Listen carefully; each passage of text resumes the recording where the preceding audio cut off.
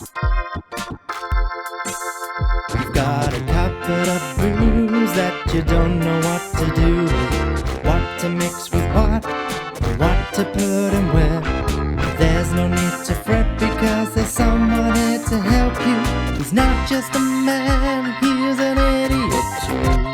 The cocktail idiot, yes, it's the cocktail idiot.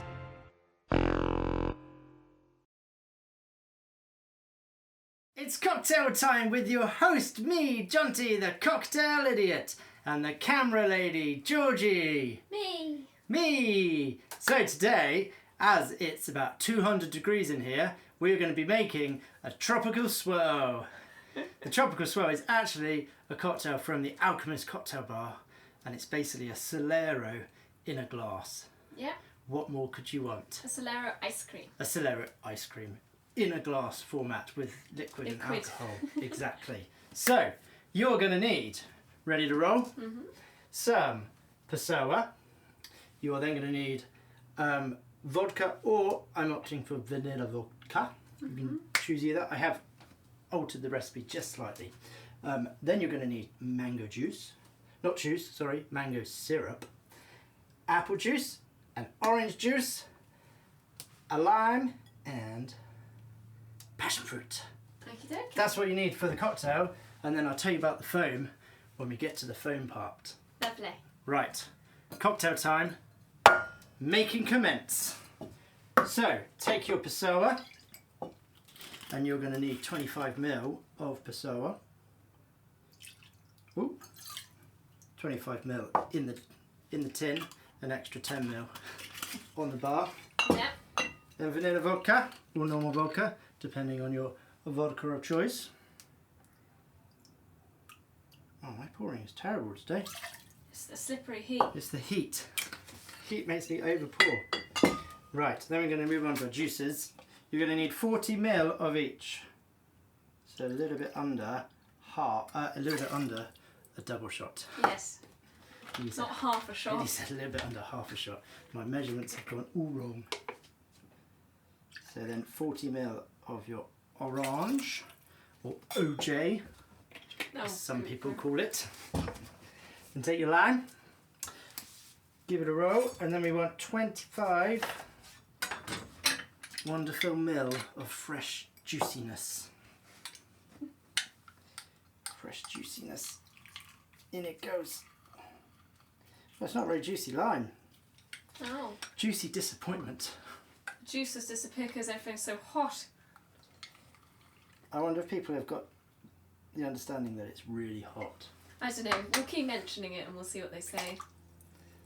In that goes. And then passion fruit. Half of one of these. If I can cut it open. Okay. Oh, this one's juicy. Chuck that in there. Nice fresh ingredients.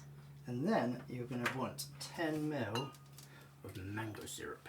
10 ml? So basically, a bar spoon is about 5 ml. So 2 bar spoon. Just to give it that mango-y goodness. Gosh. And that's all you want. Where's the lid? There we go. That's all you want in your tin. Off we go So then. the next process is to shake it up. Oh, there it is. I found my scoop. Oh. Don't need. This looks professional, George. Oh. There you go. See? Yeah. Yeah. Yeah. Or shall I try the old? Oh. Well done. Still got it. Smile and shake.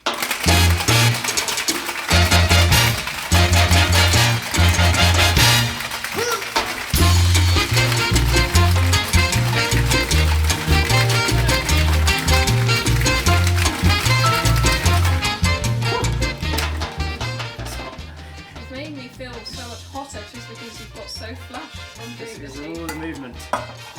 Okay, now, insert it in one of these nice glasses. make sure you double strain this, because you're going to end up with a lot of little passion fruit pips in it otherwise. And nobody wants a passion fruit pip. No, I particularly hate them. Oh, there we are. Right, I'm going to stop there because we want to leave room for the foam.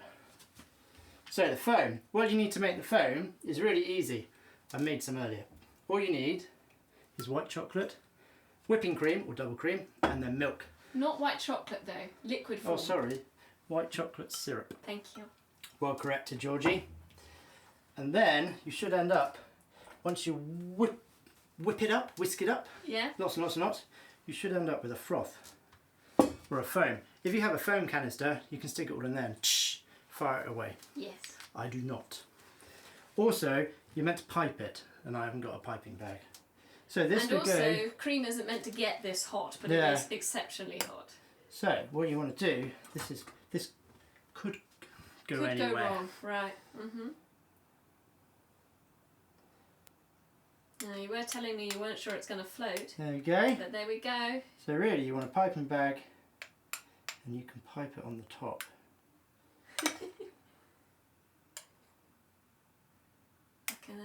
Any cake bakers out there will have this sorted.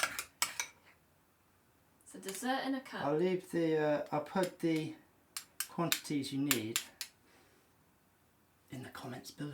Sure. And nearly there. Ta-da! A little bit more. You can put as much as you like on. Personally, Until it overflows the glass. I love it. Boom. It is addictively good. And there we have I can see one it. tropical swirl. It's the tropics. I'm not going to drink it because it's dripping everywhere, but chin chin. Enjoy.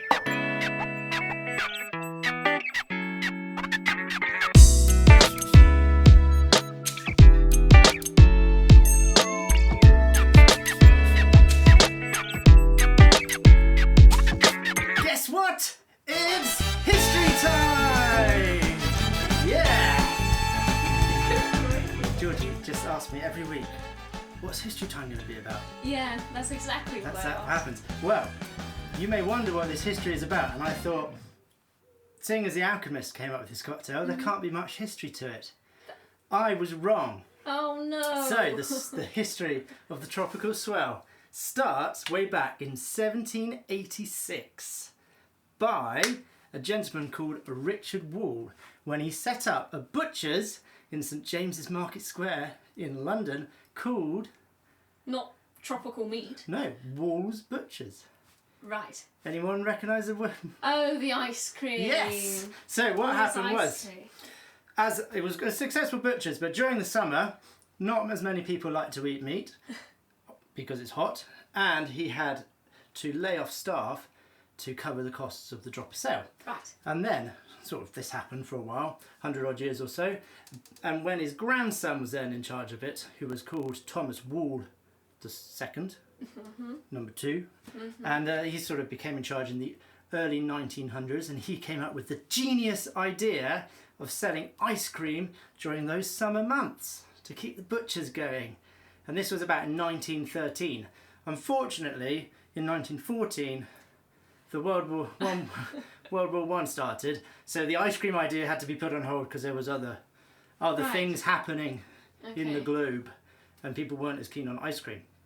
By the time the war finished, I think Thomas Wall died soon after the war, and the company was bought by the Levers brothers and I'm going to have to read this, Margarine Uni. But the interesting thing about those two companies I was about is to point out how uninteresting those companies are, but carry on. they merged in 1929 and created the company Unilever, Unilever, which is also very well known. which is a very well-known company, which is the mother company of many food distribution companies. Yes. One of which is Wall's Ice Cream. Okay. So they put in charge a Mr. Maxwell Holt of the Wall's segment, and in 1922 he revised the ice cream idea, and it was so successful, and it came into its own sort of ice cream worldy business. By the time 1959 came along, they had a purpose-built factory just to make ice cream in Gloucester. Right. Is that the history? Well, nearly, because then, jump forward a few more decades, and you get to 1994 when Solero first came into the UK shelves. Hey! And the interesting thing about a Solero is the unique process. And this is directly off the website. Oh, this is so boring. It's a high quality ice cream covered in soft fruit sorbet.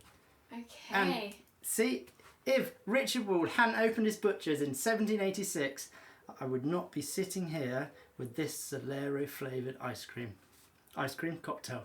Ironic, because I thought we got the history of the Solero ice cream rather than the Solero inspired Yeah, but I realised all drinks have a history. Yeah, well, You've just got to find the history. You've just got to find it tentatively. You just have to find the history. Good And that's grief. the end of history time. That was a good one. History of Wall's ice cream. Right, that's it. Thank you very much for watching. George, you got any last comments? Phew, I need a drink. You need a drink. Have a tropical swirl. Don't forget to like, subscribe, comment and notify, and we'll see you all next time. Bye. Tropical swirl. Take one. And eat the board. Right. Yes, it's the cocktail idiot. Will you be too much, you? I know.